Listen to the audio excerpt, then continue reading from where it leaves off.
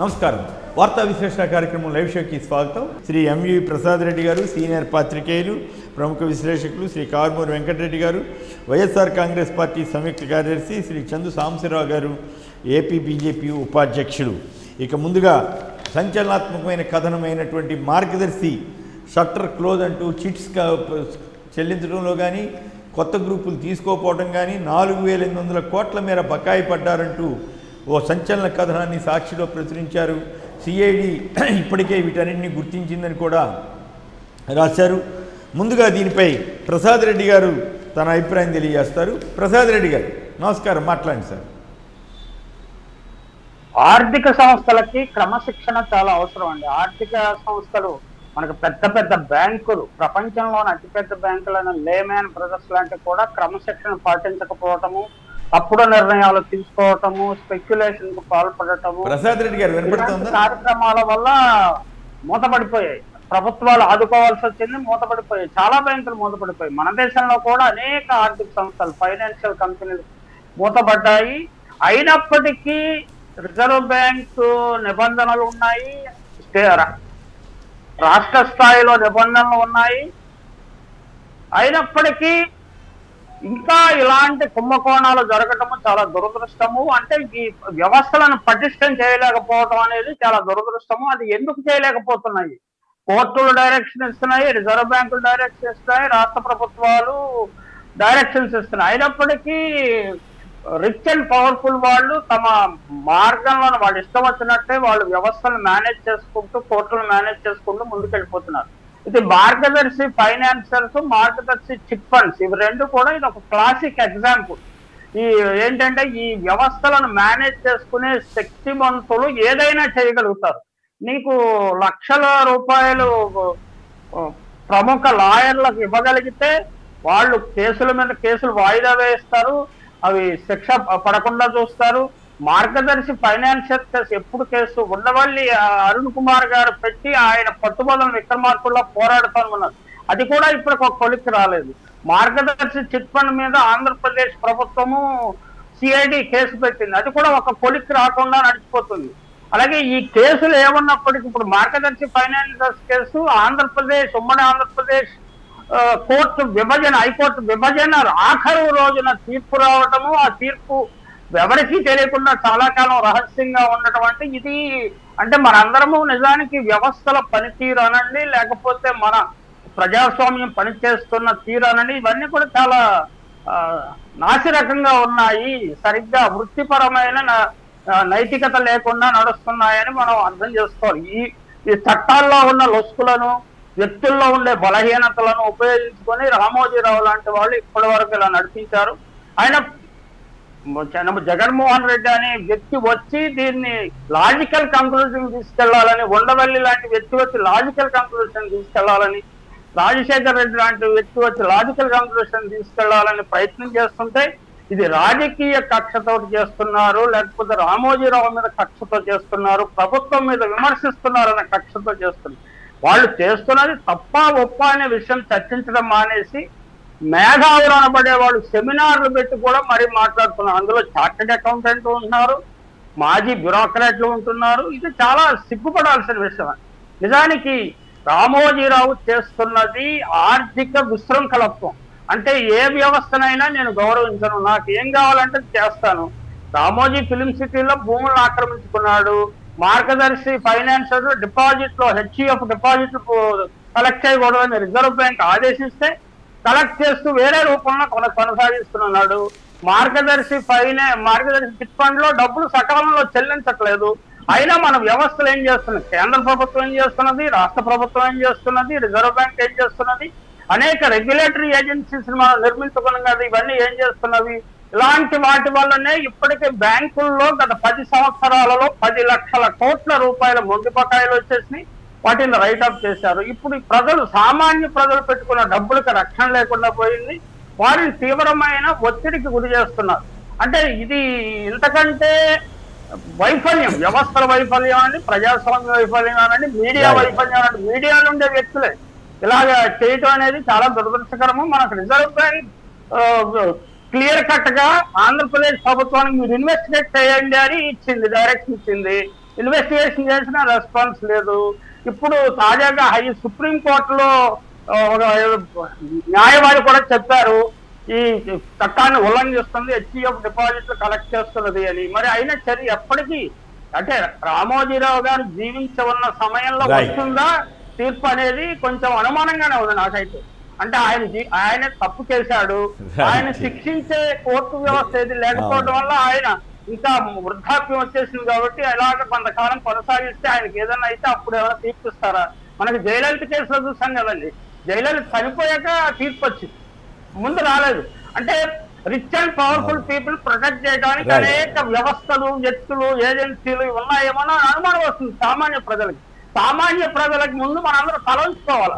అంటే సామాన్య ప్రజలు ఇప్పుడు మనం సహారా వాడిని చూసాము, సహారా సుబ్రతోరా 24,000 కోట్ల రూపాయలు 24,000 crores సామాన్య ప్రజల నుంచి కలెక్ట్ చేసి ఇప్పుడు సుప్రీంకోర్టు తీవ్రంగా స్పందించడంతో ఆయన జైల్లో ఉన్నాడు.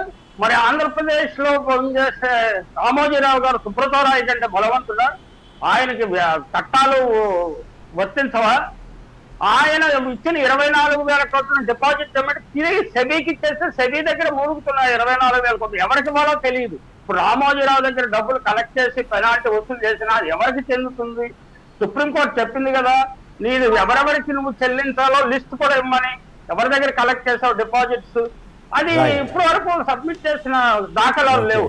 వాళ్ళని ప్రొటెక్ట్ చేయడానికి చాలా ప్రముఖ లాయర్లు, ఎవరో లోధ్రా ఒక ఆయన, లేకపోతే సింగ్వేని ఒక ఆయన, పెద్ద పెద్ద లాయర్లు, అంటే చట్టవిరుద్ధమైన కార్యకలాపాలు చేసేవారి దగ్గర భారీగా ఫీజులు తీసుకొని చట్టాల లొసుకులను వారికి అనుకూలంగా ఉపయోగించుకుంటూ ఇలా నడిచిపోతూ ఎంతకాలం ఉంటుందో మనలాంటి వాళ్ళు ఊహించలేమండి. మనం జీవించబడ్డ కాలంలో రామోజీరావు శిక్ష పడుతుందని నేను అనుకోవడం. రైట్. దీని తర్వాత ఇంకో సబ్జెక్ట్ కూడా మాట్లాడుకోవాలి. జనసేనలో గొడవలు, హరిరామ్ జోగే లేఖ రాసి మొత్తం జనసేన ఈ మాత్రం దానికి పార్టీ ఎందుకు, ఈ పరిస్థితి మీద అన్నిటి కూడా మనం మాట్లాడుకుందాం. ప్రసాద్ రెడ్డి గారి ముందు ఈ మిగతా ఇద్దరు కూడా ఈ అంశాల మీద మాట్లాడతారు. కృష్ణ పరమాత్మ గారు అనకాపల్లి. కృష్ణ పరమాత్మ గారు నమస్కారం, సంక్షిప్తంగా మాట్లాడండి. అందరికీ నమస్కారం అండి. నాకు తెలిసి మార్గదర్శిలో పనిచేస్తున్న ఉద్యోగస్తులు లక్షాధికారులు అవుతున్నారు సార్. ఎందుకు ఏమిటంటే మరి సిఐడి దర్యాప్తులో తేలుతుంది. ఇంకోటి ఏంటంటే ఈ మార్గదర్శి రామోజీరావు గారు చట్టాలు నాకు వర్తించవు, నాకు చట్టాలకు అతీతంగా అన్నట్టుగా ప్రవర్తిస్తుందండి. ఇప్పటికే చాలా మంది చందాదారులు కోర్టులో కేసులు ఫైల్ చేయడం జరిగిందండి చాలా చోట్ల. ఎందువల్లంటే వాళ్ళు పాడుకొని చిట్ డబ్బులు ఇవ్వకపోవడం వల్ల వాళ్ళు కోర్టులకు వెళ్ళి చాలా నిష్ప్రభ చెందుతుండ్రండి. ఇదేంటి మేము కూడబెట్టుకున్న డబ్బుని ఈ రామోజీరావు గారు డిపాజిట్ రూపంలో తీసుకుంటుందని చేసి చాలా బాధపడుతుంది సార్. Right, okay. వెంకటరెడ్డి గారు మీరు మాట్లాడండి, ఏమిటి తాజా పరిస్థితి? అందుకనే ఈనాడు వాళ్ళు రోజు రచ్చిపోయి రాయటంలో ఉన్న అంతర్యం ఇదేనేమో. బహుశా వాళ్ళ మార్గదర్శి టర్న్ ఓవర్ ఆగిపోవటం, డిపాజిట్లు తీసుకునే పరిస్థితి లేకుండా పోవటం, మరి డిపాజిట్లు తీసుకెళ్ళి ఇంకెక్కడో పెట్టకూడదని కేంద్ర ప్రభుత్వం చట్టం చెబుతూ ఉంటే వాళ్ళు ఎందుకు చేశారో ఇప్పుడు ఈ పరిస్థితి మీద మీ కామెంట్ ఏంటి? కేఎస్ఆర్ గారు, ముందుగా మీకు ప్యానెల్లో ఉన్న అందరికీ అట్లానే సాక్షి టీవీ ప్రేక్షకులందరికీ నమస్కారాలు. నా వాయిస్ క్లియర్ గా ఉంది కదా సార్? కేసర్ గారు, నా వాయిస్ ఇప్పుడు రామోజీరావు చెరుకూరి రామయ్య అలియాస్ రామోజీరావు 86 ఏళ్ల వయసు కలిగినటువంటి వ్యక్తి ఓ మీడియా సామ్రాజ్యాన్ని అడ్డం పెట్టుకొని, ఏదైతే ఓ పత్రికల్ని అడ్డం పెట్టుకొని అతను ఏ విధంగా డిపాజిట్లు సేకరించాడు, మార్గదర్శి ఫైనాన్స్ కావచ్చు, మార్గదర్శి చిట్ ఫండ్ కావచ్చు. రాజశేఖర రెడ్డి గారు ముఖ్యమంత్రిగా ఉన్నటువంటి సమయంలో ఉండవల్లి అరుణ్ కుమార్ గారు బయటకు తీసినటువంటి అంశం. తర్వాత రాజశేఖర రెడ్డి గారు దురదృష్టవశాత్తు హెలికాప్టర్ ప్రమాదంలో చనిపోయారు. తర్వాత రోసీ గారు ముఖ్యమంత్రి, తర్వాత కిరణ్ కుమార్ రెడ్డి గారు ముఖ్యమంత్రి, తర్వాత చంద్రబాబు నాయుడు గారు ముఖ్యమంత్రి, ఇప్పుడు జగన్మోహన్ రెడ్డి గారు ముఖ్యమంత్రి. అయినా కూడా ఇప్పటికి కూడా ఇంకా చట్టాలు తనకు చుట్టాలు అనేటటువంటి కొంతమంది వ్యక్తులు, ఆ చట్టాల్లో ఉన్నటువంటి ఆ చట్ట వ్యవస్థలో ఉన్నటువంటి కొంతమంది వ్యక్తులను అడ్డం పెట్టుకొని ఇప్పటిదాకా కూడా దొరకకుండా తప్పించుకుంటున్నాడు సార్. ఇప్పటికీ డైరెక్ట్ గా విచారణకు రావట్లేదు. ఏ సిఐడి వాళ్ళే డైరెక్ట్ గా వెళ్ళి విచారణకు వెళ్తే నాకు ఆరోగ్యం బాగోలేదని వేసినటువంటి నాటకాలను మనం చూసాం. అది ఆంధ్రప్రదేశ్ రాష్ట్రానికి సంబంధించి సిఐడి కేసు నమోదు చేస్తే తెలంగాణ కోర్టులో నడుస్తుంది. తెలంగాణ నుంచి ఆంధ్రప్రదేశ్ రాష్ట్రానికి బదిలీ చేయాలి అన్నా కూడా ఇప్పటి వరకు అది బదిలీ కానటువంటి అంశం. అంటే తనకు కేంద్ర హోంమంత్రి తన ఇంటికి వస్తాడు, తాను ఏ ముఖ్యమంత్రులైనా తను చెప్పినట్టుగా మేనేజ్ చేశాడు ఇంతకాలం. అప్పుడు రాజశేఖర రెడ్డి గారిని చేయలేకపోయాడు, ఇప్పుడు జగన్మోహన్ రెడ్డి గారిని కుదరదు కాబట్టి మిగిలిన ముఖ్యమంత్రులందరినీ తన చేతిలో పెట్టుకుని, అది కాంగ్రెస్ ప్రభుత్వం ఉన్నా లేదంటే తెలుగుదేశం ప్రభుత్వం ఉన్నా, అక్కడ కేంద్రంలో కాంగ్రెస్ అధికారంలో ఉన్నా భారతీయ జనతా పార్టీ అధికారంలో ఉన్నా అతను ఏ విధంగా ఎన్నాళ్ళు మేనేజ్ చేసుకుంటా వచ్చాడో చూసాం. సో ఇవన్నీ ఎందుకు చెప్పాల్సి వస్తుందంటే, ఇంత ఫ్రాడ్ చేశాడని చెప్పి ఓపెన్ గా కనపడతా ఉంటే, కానీ ఆయన పత్రికల్లో రాస్తాడు ఎవరో చిట్టి వ్యాపారం చేసుకొని 1 కోటి రూపాయలు ఎగ్గొట్టి వెళ్ళిపోయారని చెప్పి. ఇదే ఈనాడులో వస్తుంది. మరి వేల కోట్ల రూపాయలు అక్రమంగా డిపాజిట్లు సేకరించి వాళ్ళకి ఎగ్గొట్టిన రామోజీరావుకు సంబంధించినటువంటి మార్గదర్శి మీద మరి అదే ఈనాడులో ఎందుకు రాయడు సార్? ఎవరో ఒక 50 లక్షలు చిట్టి వ్యాపారం చేసి ఎగ్గొట్టి వెళ్ళిపోతే వాళ్ళ గురించి రాస్తారు కదా మరి మీ పత్రికల్లో. మరి మీరు వేల కోట్ల రూపాయలు ఎగ్గొట్టి ఇప్పుడు ఎవరైనా డిపాజిట్లు చేసినటువంటి వ్యక్తులు వాళ్ళకి ఆల్రెడీ చిట్టి పాడుకుంటే అమ్మటనే వాళ్ళకి ఇవ్వాలి. ఆ చిట్టి పాడుకున్నటువంటి వ్యక్తులకి సంవత్సరాలు కూడా తెప్పించి వాళ్ళకి ఇవ్వకుండా అదేమంటే పత్రిక ఉంది, అదేమంటే వాళ్ళకి అక్కడ ఉన్నటువంటి రిపోర్టర్లు ఉన్నారు, ఏదో ఒక విధంగా వాళ్ళ మీద అవసరమైతే ఏ దొమ్మి కేసు ఇంకోటో పోలీస్ స్టేషన్ లో కూడా పెట్టించినటువంటి దాఖలాలు కూడా ఇన్నాళ్ళు నడిచింది. సో ఒకసారి దయచేసి ఈ మార్గదర్శులు ఎవరైతే డిపాజిట్ చేస్తున్నారో వాళ్ళందరూ ఎవరైతే మార్గదర్శిలో బాధితులుగా ఉన్నారో వాళ్ళందరికీ సిఐడి అండగా ఉంటుందని చెప్పి ఆల్రెడీ చెప్పడం జరిగింది. ఇంకెవరన్నా అలాంటి వాళ్ళు ఎవరన్నా మీకు డబ్బులు చెల్లించకుండా ఇప్పుడు 4,800 కోట్లు ఇప్పుడు వెంకటరెడ్డి మిత్రమా 4,800 కోట్ల బకాయి ఉంది అంటున్నారు. మరి అది పెద్ద సంచలనాత్మకమైన విషయం కదా. దాన్ని ఎట్లా ప్రభుత్వం కానీ సిఐడి కానీ డీల్ చేసే అవకాశం ఉందా, లేక రామోజీరావు గారు దీని మీద ఎట్లా స్పందిస్తారు సంక్షిప్తంగా? 100% ఇప్పుడు సిఐడి కానీ ఇది కానీ టేకప్ చేయకపోతే ఈ పాటికే రామోజీరావు దుకాణం సర్దేసి మార్గదర్శి అనేది క్లోజ్ చేసేవాళ్ళు పూర్తిగా.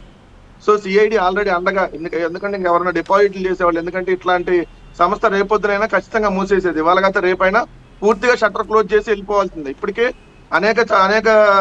అనేక కార్యాలయాల్లో వాళ్ళు డిపాజిట్లు తిరిగి చెల్లించట్లేదు. అక్కడ ఆల్రెడీ వాళ్ళు వెళ్ళి అడుగుతుంటే వాళ్ళ పత్రిక అవన్నీ ఉన్నాయి కాబట్టి, మీడియా ఉంది కాబట్టి రామోజీరావుతో పెట్టుకోవడం దేనికి, సరే వాళ్ళకైతే రేపన్నా బతిలాడుకొని ఏదో విధంగా తెచ్చుకుందామని కొంతమంది బాధితులు ఇప్పుడు రామోజీరావు బాధితులు సార్, వీళ్ళందరూ మార్గదర్శి బాధితులు. సో ఈ బాధితులు ఏం చేస్తారు, వాళ్ళకైతే రేపన్నా వస్తాయని చెప్పి కొంతమంది, ఎందుకంటే మళ్ళీ వాళ్ళకి మీడియా ఉంది, వాళ్ళకి ఒక సంబంధించిన పత్రికలు ఉన్నాయి, దీంట్లో వీళ్ళని అడ్డం వాళ్ళతో వీళ్ళ మీద ఏదో ఒకటైనా చేయొచ్చు అనేటటువంటి భయంతో చాలా మంది ఉన్నారు. సో సిఐడి వీళ్ళందరికీ అండగా నిలబడింది, ఖచ్చితంగా నిలబడింది. సో అందుకనే ఇప్పుడు మార్గదర్శులు ఇంకెవరు దయచేసి డిపాజిట్లు చేయొద్దు, ఉన్నటువంటి డిపాజిట్లే వెనక్కి వచ్చేటటువంటి పరిస్థితులు సరిగ్గా కనపట్టలేదు. సో అందుకని కొత్తగా ఎవరైనా డిపాజిట్లు చేయొద్దు అని చెప్పి మేము కోరుతా ఉన్నాం సార్. రైట్. అంటే ఆల్రెడీ డిపాజిట్లు కూడా ఆగిపోయినట్లున్నాయి, ఇప్పుడు తాజాగా చిట్స్ కూడా ఆగిపోయినాయి అనేది ఈ వార్త కథనం. ఇది మరి అధికారికంగానే రాసినట్లు కనపడతా ఉంది. ఇది వాస్తవం అయితే చాలా సంచలనాత్మకమైన విషయంగా దాదాపు 16 నెలలుగా చిట్లు ఆగిపోయినట్టండి. మరి దాని పరిణామం ఎట్లా ఉంటుందో మన చందు సాంబశివరావుని కూడా అడిగి తెలుసుకుందాం. సత్యనారాయణమూర్తి గారు అమలాపురం. సత్యనారాయణమూర్తి గారు నమస్కారం, మాట్లాడండి. సత్యనారాయణమూర్తి గారు నమస్తే అండి. అసలు అయితే చట్టాలన్నా మార్చి రామోజీరావు శిక్షించారండి. మరి అంత దారుణంగా ప్రవర్తించుంటే మీరు చట్టాలు ఎలా ఊరుకుంటే అర్థం కావట్లేదు. మరి ఇంత దారుణంగా ప్రవర్తించుంటే చట్టాలన్నీ ప్రజల కోసమేనని ఆయన రోజు పేపర్ నిండా రాస్తున్నారు. వదిలేస్తున్నారు ఏంటి మరి చట్టాల్లో లోపాలు ఏంటో అర్థం కావట్లేదు. వీటిని చట్టాలన్నా మార్చి అవసరమైతే ఇతని మీద చర్య తీసుకోవాలని. ఓకే, సాంబశివరావు మీరు మాట్లాడండి. సంక్షిప్తంగా మాట్లాడితే జనసేన గొడవలు వాటి మీద మళ్ళీ వెళ్దాం. కోమరెడ్డి గారు, మీకు ప్రసాద్ రెడ్డి గారికి, వెంకటరెడ్డి గారికి, ప్రేక్షకులు నమస్కారం. ఐ థింక్ ఈ మార్గదర్శి విషయం గత కొన్ని సంవత్సరాలుగా సీరియస్గానే మనం డిస్కస్ చేస్తున్నాం. కోర్టుల్లో కూడా నలుగుతుంది. ఐ థింక్ ఆ కోర్టులు ఇంకా తేల్చగలుగుతున్నాయా తేల్చలేకపోతున్నాయా అనేది సందిగ్ధం కంటిన్యూ అవుతుంది, which is very unfortunate, very unfortunate. ఇందాక ప్రసాద్ రెడ్డి గారితో నేను పూర్తిగా ఏకీభవిస్తాను. జస్టిస్ జరగటమే కాదు, జరుగుతున్నట్టుగా కనపడాలి, స్పీడ్గా జరగాలి.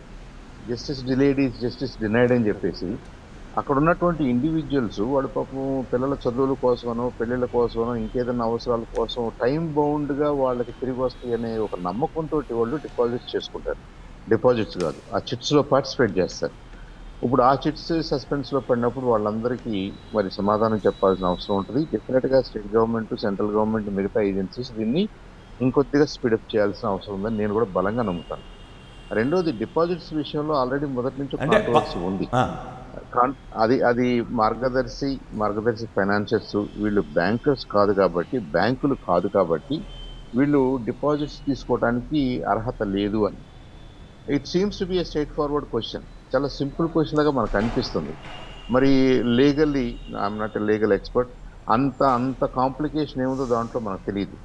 ఉండవల్లి గారు మాట్లాడుతున్న మాటలు మనం విన్నట్టయితే ఇది హిందూ అన్డివైడెడ్ ఫ్యామిలీ, అవిభాజ్య కుటుంబానికి సంబంధించిన సంస్థ అని అన్నప్పుడు, ఇది నాన్ బ్యాంకింగ్ ఫైనాన్షియల్ ఇన్స్టిట్యూషన్ అన్నప్పుడు మీరు డిపాజిట్ తీసుకోకూడదు.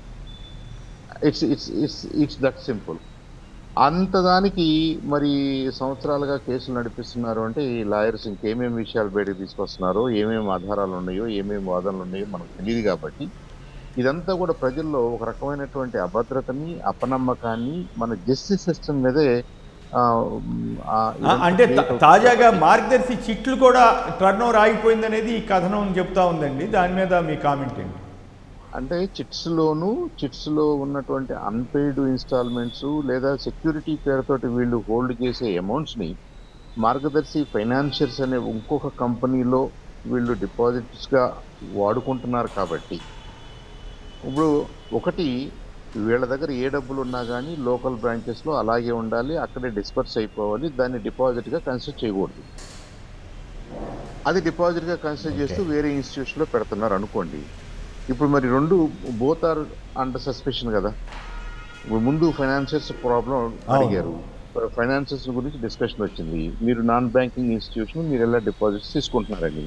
దాని మీద కొన్ని సంవత్సరాలుగా జరిగింది. Probably there is enough evidence that there is a problem.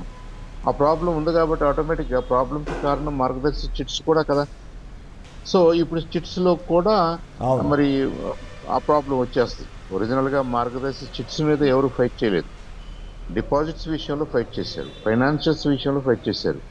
ఇప్పుడు ఇది కొల్యూజన్ తోటి హ్యాండ్ ఇన్ గ్లవ్ లాగా ఒకరికొకరు పరస్పరం సపోర్ట్ చేసుకుంటూ ఆపరేషన్స్ నడుస్తున్నాయి. కాబట్టి ఒక పక్కన ఇల్లీగాలిటీ ఎస్టాబ్లిష్ అయినప్పుడు మరి రెండోది కూడా బాధ్యత వహించాలి కదా.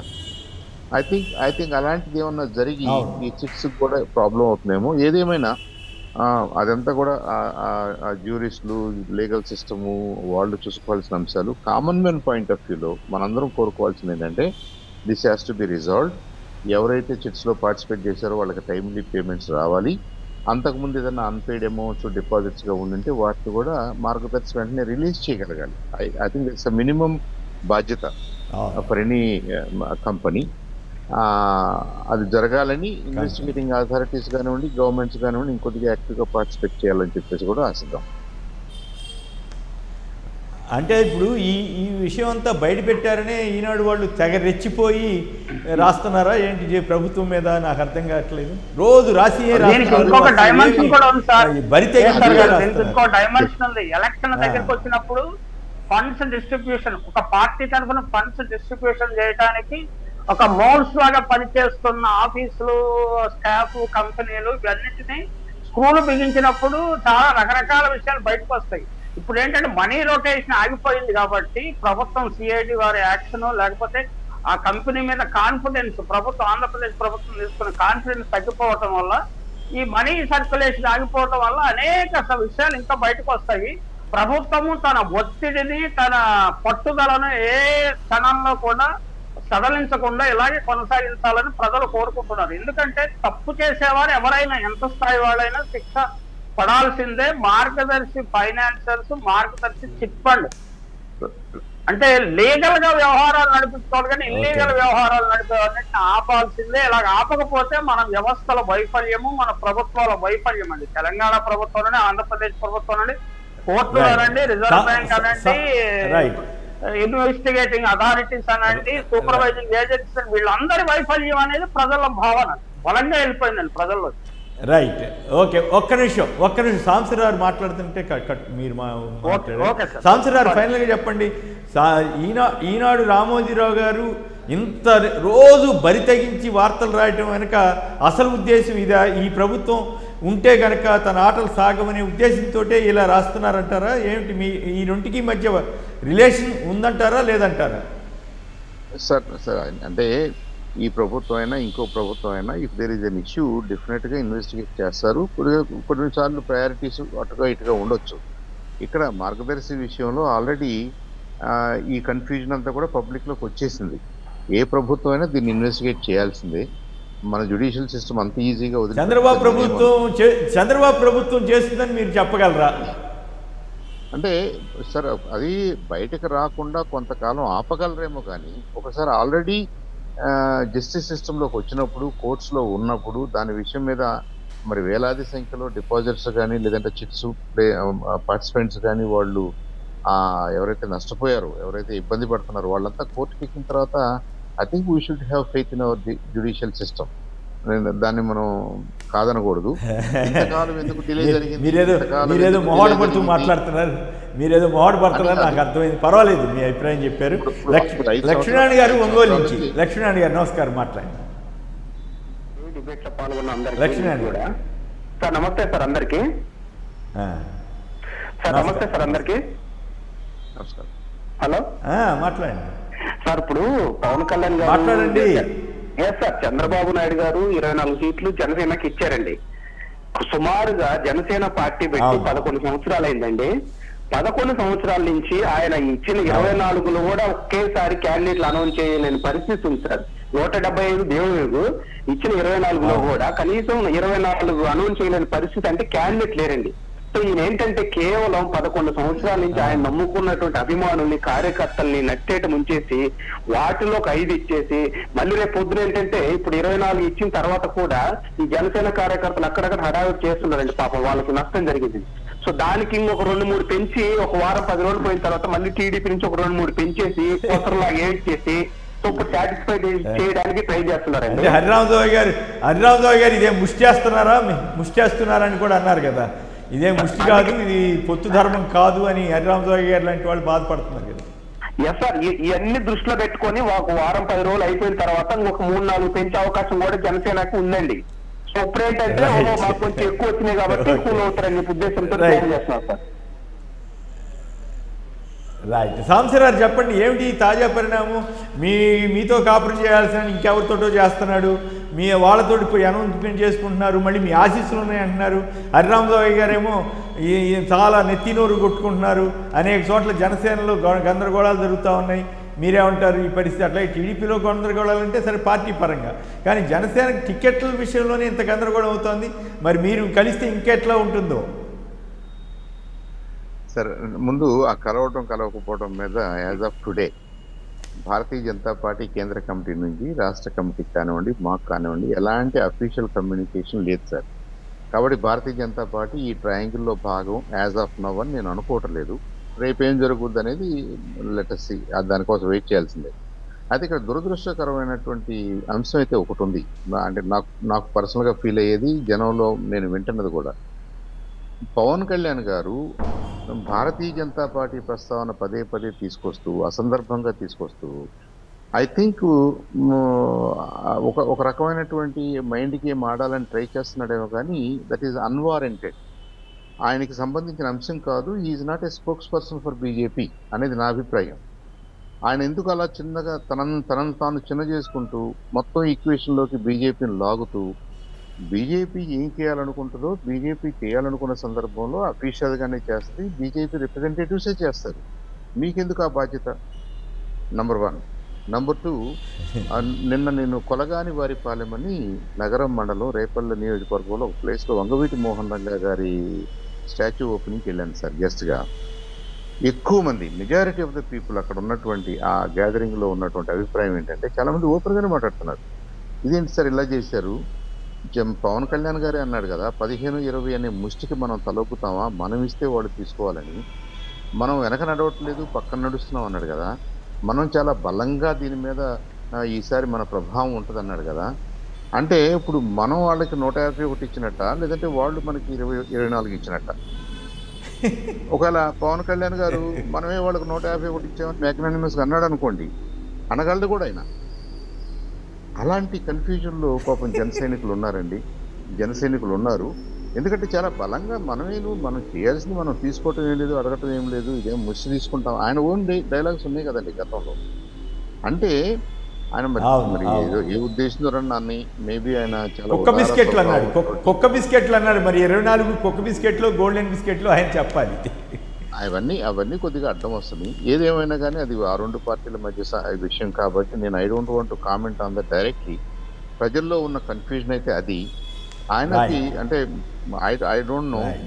I think BJP also will respond more appropriately. మాకు ఇంకా కమ్యూనికేషన్ లేదు కాబట్టి నేను అఫీషియల్గా నేను రెస్పాండ్ కాలేకపోతున్నాను.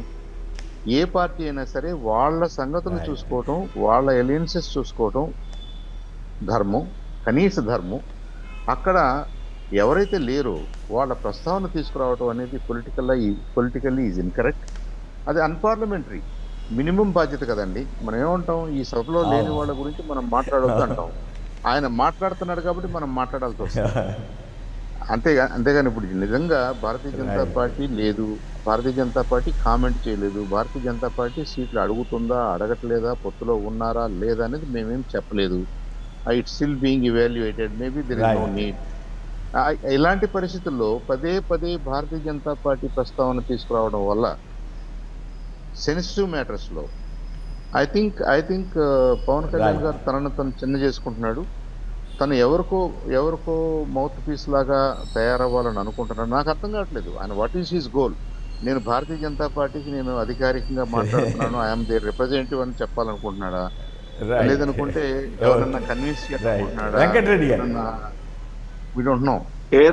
కేఎస్ఆర్ గారు ఇప్పుడు ఏ రాజకీయ పార్టీ అయినా తాను కొన్ని ఎమ్మెల్యే సీట్లు గెలవాలి, తాను అధికారంలో రావాలనుకుంటుంది. బట్ ఆంధ్రప్రదేశ్ లో జనసేన అనేటటువంటి ఒక రాజకీయ పార్టీ తాను అసలు పోటీ చేయాల్సినటువంటి పని లేదు, చంద్రబాబు నాయుడుకి ఏదో ఒక విధంగా మేలు చేయాలి, ఆ విధమైనటువంటి ఆలోచనతో ఆ పార్టీని పెట్టించారు సార్. 2014లో రామోజీరావు అండ్ చంద్రబాబు నాయుడు డైరెక్షన్ లో జనసేన పార్టీ ఏర్పడింది. ఇది క్లియర్, ఎవరన్నా కాదన్నా.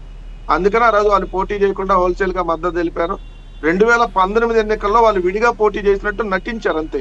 ఎందుకంటే ఆ రోజు చంద్రబాబు నాయుడు గారి మీద ఉన్నటువంటి వ్యతిరేక ఓటు జగన్మోహన్ రెడ్డి గారి వైపు పూర్తిగా వెళ్లకుండా కొంత చేల్చాలి, దాని ద్వారా చంద్రబాబు నాయుడు గారికి మేలు చేకూరుతారు. అందుకని సిపిఐ, సిపిఎం, బిఎస్పీ, జనసేన పొత్తుని క్రియేట్ చేయించారు. ఆల్ ఇండియా లెవెల్లో చంద్రబాబు నాయుడు గారు కమ్యూనిస్ట్ పార్టీలతో పొత్తులను తిరిగాడు కదా, వేరే ఫ్రంట్ నేను ఇంకో ఫ్రంట్ ఏర్పాటు చేస్తా అని. మరి ఇక్కడ కమ్యూనిస్ట్ పార్టీలు బిఎస్పీ, జనసేన ఎట్లా పొత్తులు వెళ్ళినాయి అంటే చంద్రబాబు నాయుడు గారు ఆ రోజు కానీ చంద్రబాబు నాయుడుతో పవన్ కళ్యాణ్ కలిపే పోటీ చేస్తుంటే వైఎస్ఆర్ కాంగ్రెస్ పార్టీకి ఇంకా ఓటింగ్ శాతం ఇంకొక అదనంగా 1-2% పెరిగేది. 50% అలా 51, 52 అయ్యేది. సో తర్వాత ఎన్నికలు అయిపోయినాక ఇమీడియట్ గా 6 నెలలకి బీజేపీ దగ్గరకు పంపించబడింది కూడా చంద్రబాబు నాయుడు డైరెక్షన్ లోనే పంపించారు. పంపించి ఈ 4 సంవత్సరాల్లో రూట్ మ్యాప్ అడిగారు, ఏమని, తెలుగుదేశం, జనసేన, బీజేపీ కలిసి వెళ్ళాలని చెప్పి. బీజేపీ పెద్దలు ఒప్పుకోవాలా, నీకు ఎన్నిసార్లు చెప్పాలి, చంద్రబాబు నాయుడుతో వద్దంటున్నాం కదని చెప్పి మొహాన్ని చివాట్లు పెట్టారని పవన్ కళ్యాణ్ చెప్పాడు కదా. సో దీనికి అర్థం ఏంటి, పవన్ కళ్యాణ్ అనేటటువంటి వ్యక్తి చంద్రబాబు నాయుడు కోసం పనిచేస్తాడు. అది మీరు 24 కాదు సార్, రేపొద్దున 24 సీట్లు కూడా ఫైనల్ కాదు, ఇంకా తక్కువ ఇస్తారు దీంట్లో కూడా. ఎందుకంటే ఇప్పుడు 5 సీట్లు పోటీ అనౌన్స్ చేశారు. ఈ 19లో మళ్ళీ ఒక 4-5 సీట్లు తెలుగుదేశం నుంచి ఇటు పంపిస్తారు. ఇంకొన్ని 3-4 చోట్ల మళ్ళీ తెలుగుదేశం రెబల్ని పోటీ చేస్తారు అక్కడ. సో ఇవన్నీ పవన్ కళ్యాణ్కి తెలుసు, ఎవ్రీథింగ్ పవన్ కళ్యాణ్కి తెలుసు. తెలిసినా కూడా ఏంటంటే అతను చంద్రబాబు నాయుడు కోసం పనిచేస్తాడు. ఒకవేళ 24 కాదు, అసలు ఈసారి కూడా హోల్సేల్ గా మత్తివని చంద్రబాబు నాయుడు చెప్పుకుంటుంటే మళ్ళీ చంద్రబాబు నాయుడు జనసేనలో జరుగుతున్న గొడవల మీద ఏమంటారు? కాదు వెంకటరెడ్డి గారు, జనసేనలో జరుగుతున్న గొడవలు, హరిరామ్ జోగే గారి లేఖ, అట్లాగే కందుల దుర్గేష్ని తీసుకొచ్చి నిడదవల్లో పెట్టడం, దాని మీద గొడవలు అవటం, కొన్ని చోట్ల పవన్ కళ్యాణ్ ఫ్లెక్సీలు చించేసేయటం. సరే టీడీపీలో గొడవలు జరుగుతున్నాయంటే అక్కడక్కడ క్యాండిడేట్ల వరకే కాబట్టి అది ఒక ఇష్యూ. కానీ టీడీపీ జనసేన మధ్య గొడవలు జనసేనలో ఎక్కువ కనపడుతున్నాయి కదా. సరే ఇప్పుడు జనసేన 5 క్యాండిడేట్లు అనౌన్స్ చేసింది, ఇంకా 19 రానిండి, ఇంకెన్ని గొడవలు ఉంటాయో. అసలు సినిమా ఇంకా స్టార్ట్ కాల. ఇప్పుడు మనల్ని ఎవరు ఆపేదని చెప్పి పవన్ కళ్యాణ్ ఒక డైలాగ్ వాడతాడు. మీ జనసేన వాళ్ళని కూడా ఎవరు ఆపలేరు, ఎందుకంటే వాళ్ళు ఏ విధంగా ప్రవర్తిస్తారో పవన్ కళ్యాణ్ కూడా తెలుసు. పవన్ కళ్యాణ్ వాళ్ళు అవసరమైతే పవన్ కళ్యాణ్ ఫ్లెక్సీలు దించుతారు, మనల్ని ఎవరు ఆపేదంటే పవన్ కళ్యాణ్ దిష్టి బొమ్మలు దగ్ధం చేస్తారు. జనసేనలో ఉండే వాళ్ళు ఆ టైప్ ఆఫ్ ఉంటారు. కాబట్టి రేపు పొద్దున అసలు సినిమా ముందుంది. రెండో అంశం ఇక్కడ ఏంటంటే సార్, అక్కడ ఏదైతే మీరు అన్న నిడదవోలుకి పంపిస్తున్నారో, ఎవరైతే కందులు దుర్గేషన్ అన్నారు కదా, ఇంకా ఆప్షన్ లేదు సార్. ఎందుకంటే అవతల బుచ్చి చౌదరి గారు రాజమండ్రి రోడ్ల నుంచి ఖచ్చితంగా కంటెస్ట్ చేయాలి, లేకపోతే ఆయన ఈ టైంలో పార్టీ నుంచి బయటికి వెళ్ళిపోతాడు. మరి అది చంద్రబాబు నాయుడు గారికి ఎక్కువ ఎఫెక్ట్ పడింది కదా, ఎందుకంటే చంద్రబాబు కంటే సీనియర్ నాయకుడు అతను. సో అందుకని ఖచ్చితంగా వీళ్ళు కన్విన్స్ చేసుకోవాలి, జనసేననే కన్విన్స్ చేస్తారు. చేసేది కూడా ఈ సీట్ కాబట్టి ఈ సీట్ తీసుకో, ఖచ్చితంగా అక్కడ అవతల పోటీ చేయాలంటున్నారని చెప్పి కందులు దుర్గేష్నే కన్విన్స్ చేసుకుంటారు, మిగిలిన వాళ్ళే కన్విన్స్ చేసుకుంటారు. సో వాళ్ళు 24 సీట్లు హరిరామ్ జోగేని కన్విన్స్ చేస్తారా? హరిరామ జోగయ్య గారిని కన్విన్స్ హరిరామ జోగయ్య గారితో ఎందుకు పట్టించుకుంటాడు సార్ పవన్ కళ్యాణ్?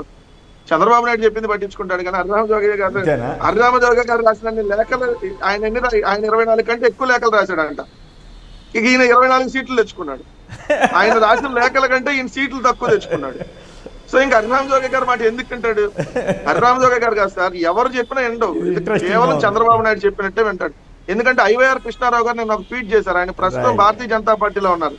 ఆయన ఏం రాశారంటే, ఆంధ్ర రాజకీయాలు చూస్తే విశ్వనాథ్ గారి స్వర్ణకమలం డైలాగ్ గుర్తొస్తుంది. మెయిన్ లైన్ లో నడవమంటే లూప్ లైన్ లో ప్రయాణం చేస్తానంటావేంటి? తండ్రి కొడుకుని అడుగుతాడు. రాజకీయ దురంధరులు తమ అనుభవం దీర్ఘకాలిక ప్రణాళిక దృష్టిలో ఉంచుకొని పిలిచి ఇచ్చిన సలహాను విస్మరిస్తే ఫలితం ఎలాగా ఉంటుంది? అంటే బీజేపీ పెద్దలు రాజకీయ దురంధరులు వాళ్ళు సలహా ఇస్తే దాన్ని పాటించకుండా నువ్వు చంద్రబాబు నాయుడు వాళ్ళ కొడుకు డైరెక్షన్ లో వెళ్తే ఇదిగో ఎలాంటి పరిస్థితి ఏముంటది, ఆ లేసిన ముష్టి తీసుకోవాల్సిందే. నువ్వు మెయిన్ లైన్ లో మాతో పాటు నడవమంటే చంద్రబాబు నాయుడు వెనకాల లూప్ లైన్ లో నడుస్తావేంటని చెప్పి ఆయన డైరెక్ట్ గా ట్వీట్ పెట్టాడు ప్రస్తుత భారతీయ జనతా పార్టీ నాయకుడు. అంటే క్లియర్ గా ఏంటి, ఆయన చంద్రబాబు నాయుడు డైరెక్షన్ లో వెళ్తున్నారనేది వాస్తవం. ఎందుకంటే వారు పొత్తు బీజేపీతో ఉన్న స్థానిక సంస్థలు కలిసి తెలుగుదేశంతో అది కాదు. ఇంకో ఇంట్రెస్టింగ్, ఆర్జీవీ గారు కామెంట్ చేశారు, రామ్ గోపాలవరం గారు 23 తీసుకుంటే చంద్రబాబు నెంబరని, 20 తీసుకుంటే పావలా అంటారని చెప్పి మధ్యలో 24 తీసుకున్నాడంట. ఇంకా వేరు కామెంట్లు కూడా 3 ఎంపీ సీట్లు ఎందుకు తీసుకున్నాడు ఇట్లాంటివి కూడా కామెంట్లు వస్తున్నాయి. కానీ దాని జోలికి మనం వెళ్ళక్కర్లేదు. అది దాని వ్యక్తిగత జీవితానికి సంబంధించి దానికి పెట్టారు, పోల్చారు. రైట్. ఇక పినపాక వాలి గారు పలాస నుంచి. వాలి గారు నమస్కారం, మాట్లాడండి. Good morning sir. మాట్లాడండి. దైవం మానవ రూపంలో అవతరించిన ఈ లోకంలో ఆర్టీసీ విషయంలో సాక్షాత్తు భగవంతుడు జగన్మోహన్ రెడ్డి సార్. ఈ కరోనా టైంలో ఆర్టీసీ ఆస్తులు అమ్ముకొని సంస్థ నిర్వీర్యం అయిపోయింది సార్. ఆయన అంటే భగవంతుడు వివిధ అవతారాలు ఎత్తినప్పుడు ఏ రకంగా ప్రజల యొక్క యోగక్షేమాల కోసం అవతరిస్తారో ముందుగానే రేపు విపత్తు వస్తుందని ముందుగానే ఊహించి ఆర్టీసీ కుటుంబాలు 54,000 ఆర్టీసీ ఉద్యోగులు కుటుంబానికి ఈ రోజు వెలుగులు నింపారు సార్. ఆయనని ఏమాత్రం ఎవరు అనడానికి లేదు. ఆయన జన్మత కారకుడు, ఆయన దైవం సమృద్ధి. ఆయన కాదు ఇప్పుడు చర్చ జనసేన సీట్లు. Right, okay, good. జనసేన సీట్ల గురించి కదా ఇప్పుడు చర్చ, దాని మీద ఏమైనా మాట్లాడతారా అని. రైట్. ప్రసాద్ రెడ్డి గారు ఒక్క నిమిషం. ప్రసాద్ రెడ్డి అన్నమాట ఒక్క నిమిషం సార్. కొమ్మినేని గారు ఒక్క నిమిషం మాట్లాడండి. తెలుగుదేశం సోషల్ మీడియాలో జనసేన మీద వాళ్ళు ఏం రాస్తున్నారంటే వార్తలు, అసలు 24 సీట్లు ఎందుకు ఇచ్చాడు చంద్రబాబు నాయుడు గారు, వాళ్ళ మొహానికి అదే ఎక్కువ. వాళ్ళు పెడుతున్నారు సార్ పోస్టులు. ఎందుకంటే వాళ్ళకి 2019 ఎన్నికల్లో 130 వాళ్ళు గతం నుంచి కూడా 10వ పరకు అంటూ వచ్చారు. వెంకటరెడ్డి గారు తెచ్చుకోండి, 10వ పరకు.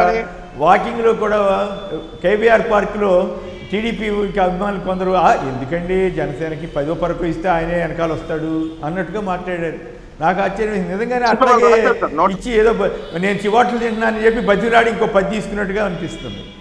కాదు సార్, పోయినసారి 136 చోట్ల జనసేన పోటీ చేసింది. 136 చోట్ల పోటీ చేస్తే 120 చోట్ల డిపాజిట్లు రాలి. అంటే కేవలం 16 చోట్ల డిపాజిట్లు వచ్చినాయి. అది కూడా ఎవరితో? సిపిఐ జాతీయ పార్టీ, సిపిఎం జాతీయ పార్టీ, అప్పుడు బిఎస్పీ జాతీయ పార్టీ, వీళ్ళతో కలిపి పోటీ చేస్తే 3 జాతీయ పార్టీలతో కలిపి జనసేన పోటీ చేస్తే వాళ్ళకి 16 చోట్ల డిపాజిట్లు వచ్చినాయి. అంటే ఆ 10 మీరు అన్న 10వ పరకు ఆ 15, 16 ఇవ్వచ్చు కదా. అనవసరంగా 7 సీట్లు ఎక్కువ ఇచ్చారు జనసేనకి. ఇది పవన్ కళ్యాణ్ ఎక్కువ ఇవ్వటం అనేది ఆ చంద్రబాబు నాయుడు చేసిన తప్పు అన్నట్టు తెలుగుదేశం సోషల్ మీడియాలో పెడుతున్నారు.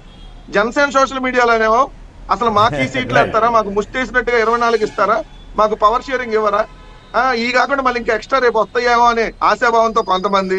సో ఎలా ఉందంటే వాళ్ళ మధ్య చూడండి ఒకసారి, వీళ్ళు పొత్తులో ఉన్నారు, పేరుకేం పొత్తులో ఉన్నారు, బట్ లోపల కత్తులు చూసుకుంటా ఉన్నారు. ఇప్పుడు కూడా వాళ్ళ పైన చంద్రబాబు నాయుడు, పవన్ కళ్యాణ్ గెలిచారు. వాళ్ళకి సంబంధించినటువంటి ఎమ్మెల్యే సీఎం పదవికి అర్హుడు కాదు, సీఎం పదవికి అర్హుడు కాదని లోకేష్ గారు చెప్పినా కూడా ఈయన ఫీల్ కాలేదంటే ఇక సరెండర్ అయిపోయినట్లే కదా. రైట్. ప్రసాద్ రెడ్డి గారు ఇక్కడ మనం ఒక విషయం గమనించాలండి. ప్రతి పార్టీ, ప్రతి వ్యక్తి, రాజకీయ వ్యక్తి ఓవర్ ఎక్స్పెక్టేషన్స్ తో బాధపడుతున్నారు. అధికారం తమకు వచ్చేసిందని అధికారాన్ని పంచుకోవాలి, ఎవరు ముఖ్యమంత్రి ఉండాలని టీడీపీ, జనసేన. అధికారం వాళ్ళకి వచ్చిందా? అధికారం ప్రజలు ఇవ్వబోతున్నారా ఆ విషయం తేలాలి కదా. ముఖ్యమంత్రి కోసం మాట్లాడుతున్నారు. అలాగే కాపు సామాజిక వర్గం పాపులేషన్ స్ట్రెంగ్త్ ని ఎక్కువ చేసి చెప్తున్నారు. అలాగే 16 చోట్ల మాత్రమే డిపాజిట్ వచ్చిన పార్టీ ఒక 50-60 సీట్లు వస్తే ఇప్పుడేమన్నా విజయం సాధిస్తుందా? 98% స్ట్రైక్ రేట్ గురించి మాట్లాడుతుంటాడు. 98% స్ట్రైక్ రేట్ అంటే 99% కంటే ఎక్కువ ఫెయిల్యూర్ రేట్ ఉంది లాస్ట్ ఎలక్షన్స్. ఇప్పుడు 98% స్ట్రైక్ రేట్ విజయం సాధిస్తాను, సక్సెస్ రేట్ ఉంటుందని పవన్ కళ్యాణ్ ఊహిస్తున్నాడు. చంద్రబాబు నాయుడు గారు కూడా నేను మళ్ళీ ముఖ్యమంత్రి అయిపోతాను అని కలలు కంటున్నాడు. అసలు గ్రాస్ రూట్ లో ఏమిటి రియాలిటీ? అలాగే బీజేపీ ఏంటంటే బీజేపీది ఒక స్ట్రాటజిక్ మూవ్.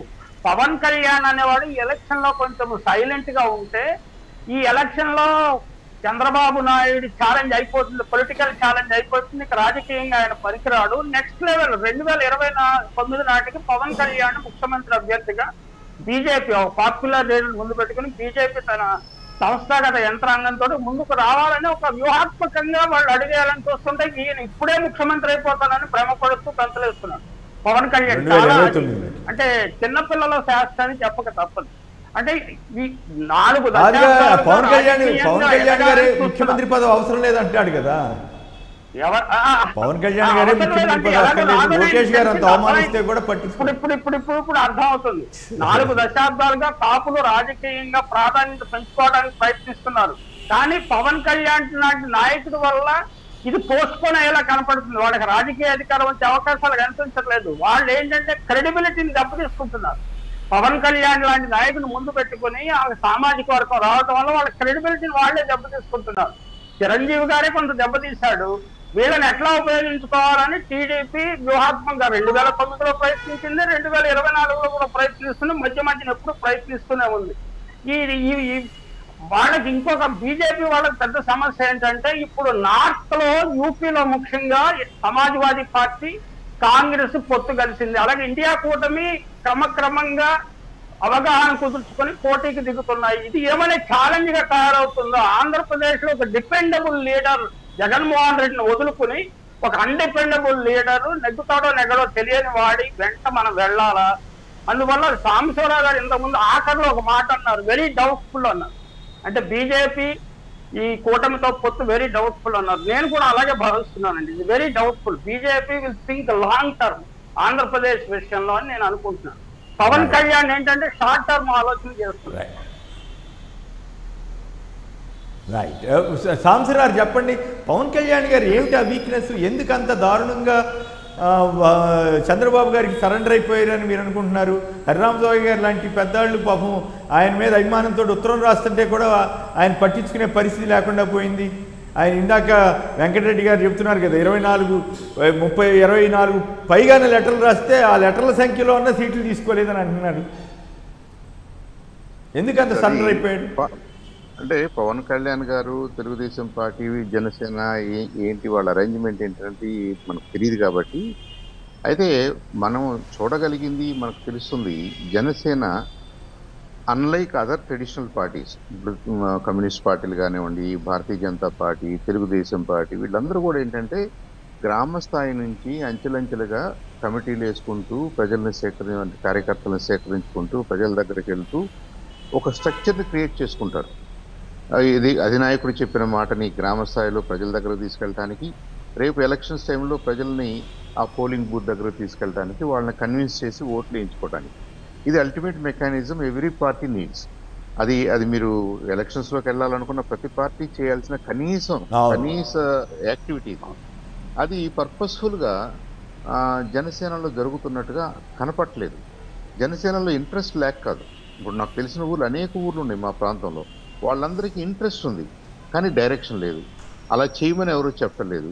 అలా చేయాలని వాలంటీర్గా ముందుకు వస్తే వాళ్ళు గ్రూప్స్ పడిపోతారు, గొడవలు అవుతాయి. కాబట్టి ఎవరికి వాళ్ళు మనమందరం జనసేన అనుకుంటున్నారే కానీ రేపు ఎవరికి పొట్టు పెట్టి ఎవరికి బాధ్యత ఇచ్చి ఎవరి చేత ఈ ఎలక్షన్ నడిపించాలి ఆ బూత్లో అనేది లేదండి.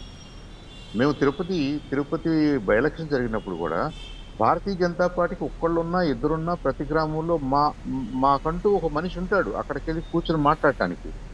మరి మాతో పాటు పాపం జనసేన వాళ్ళు 20 మంది 50 మంది 100 మంది వచ్చేవాళ్ళు. ఏదన్నా విషయం వాళ్ళతో మాట్లాడాలి అంటే సపోజ్ మనం ఓటర్ లిస్ట్ ఇవ్వాలి, మీలో ఎవరికి ఇవ్వాలి, మీకు ఈ గ్రామ కమిటీలో ఎవరు పెద్ద అని అన్నాం అనుకోండి, ఎవరికైనా ఇవ్వచ్చు సార్ మాలో అంటారు. ఆ ఎవరికైనా అనేది మనం ఎలా చేస్తాం? అది ఒకటే, అది ఓకే అండి. మీరు సంక్షిప్తంగా ఒక మాటలో చెప్పండి, టైం అయిపోయింది. అట్లా కాదు చంద్రబాబు గారికి పవన్ కళ్యాణ్ గారు ఇంత దారుణంగా సరెండర్ అయిపోవాల్సిన అవసరం ఉందా? ఏమిటి కారణం ఏంటి? సంక్షిప్తంగా ఒక మాటలో చెప్పండి. అంటే సరెండర్ అయిపోయారనే పదం నేను వాడను, కానీ ఒకవేళ అలాంటిది ఏదన్నా కొల్యూషన్ ఉంటే ఇది ఎంతమంది జన సైనికుల్ని మీరు అప్సెట్ చేయటం, మీ అభిమానుల్ని, లేదంటే ఎక్కువ సంఖ్యలో జన సైనికుల్లో మెజారిటీ కాపులే ఉన్నారు కాబట్టి వాళ్ళందరి మనోభావాల్ని ఇంతగా దెబ్బతీయాల్సిన అవసరం లేదు. అసలు ఈ పార్టీ పెట్టాల్సిన అవసరం లేదు. 10 సంవత్సరాలుగా వాళ్ళని రోడ్డు మీద తీసుకురావాల్సిన అవసరం లేదు. ఎవరికోళ్ళు గౌరవంగా ఏదో ఒక పార్టీలో పనిచేసుకుంటున్నారు. నిన్న కొలగాని వారి పాలెంలో నాకు అందిన నాకు వచ్చినటువంటి ఫీలింగ్ ఏంటంటే వాళ్ళందరూ పాపం విడివిడిగా కూర్చుని డల్గా కూర్చుని వంగవీటి మోహన్ రంగా గారి విగ్రహం ఆవిష్కరణ అంటే జనరల్గా జోష్ ఉంటుందండి. ఏ ఊరైనా సరే వాళ్ళు కొద్దిగా పండుగ వాతావరణంలో చేసుకుంటారు. కానీ నిన్న ఈ వార్త డామినేట్ చేసి ఎందుకంటే ఇలా అయిపోయింది, దీనికోసం పార్టీ ఎందుకండి, దీనికోసం మనందరం ఏం చేయాలండి అంటే ఏంటంటే ఇక్కడ ఎలియన్సెస్ అనేవి, పొత్తు అనేది నమ్మకంతో కుదరాలండి. జనసేన వాళ్ళు, జనసేన కార్యకర్తలు టీడీపీ కార్యకర్తలని, టీడీపీ నాయకత్వాన్ని నమ్మాలి. అలాగే టీడీపీ నాయకత్వం కూడా జనసేన నాయకత్వాన్ని, జనసేన క్యాడర్ని నమ్మాలి. ఇక్కడ ఇందాక వెంకటరెడ్డి గారు అన్నట్టుగా పైన అందరూ బాగానే ఉన్నట్టుగా అనిపిస్తుంది, కానీ మరి గ్రాస్ రూట్స్ లెవెల్లో ఆ నమ్మకం కానీ, ఆ అభిమానం కానీ, మనం కలిసి పనిచేయాలనేది నిజంగా ఓటర్స్లోకి వెళ్ళిందా? వాళ్ళల్లో వెళ్ళకపోవడానికి కారణం మీరు అన్నట్టుగా ఎక్కడో ఏదో ఎవరో డామినేట్ చేస్తున్నారు, లేదా కాంప్రమైజ్ అవుతున్నారు.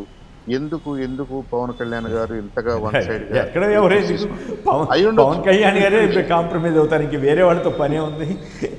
రైట్. ఎంవి ప్రసాద్ రెడ్డి గారు, కారుమూరి వెంకటరెడ్డి గారు, చంద్ర సాంబశివరావు. రైట్. ఓకే అండి, అందరికీ ధన్యవాదాలు. ఇది నేటి వార్తా విశ్లేషణ కార్యక్రమం. నమస్కారం.